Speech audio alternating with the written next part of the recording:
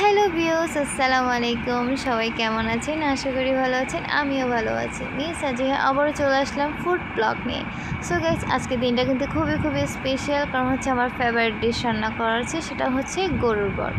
So guys, এই খাবারটা কিন্তু খুবই আমার পছন্দের একটা জিনিস। কার কার পছন্দ জানি না, বাট আমার খুব পছন্দ। সো গাইস, আজকে গরুর বটের রেসিপিটা কেমন হবে আপনারা কিন্তু অবশ্যই কমেন্টে জানাবেন।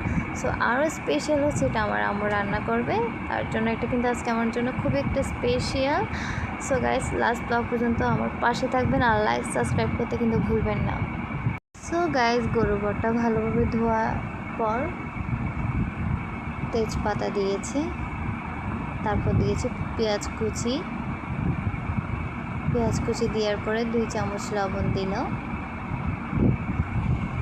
তারপর দিল গরুর মাংসের মশলা 2 চামচ, তারপর দিল গুঁড়ি মরিচ 2 চা চামচ, তারপর দিল ধনিয়ার গুঁড়ি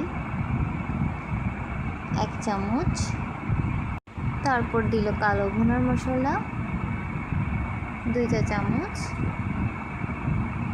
হলুদের গুঁড়ি দিল 1 চামচ, তারপর সরিষার তেল পর্যাপ্ত পরিমাণ দিল,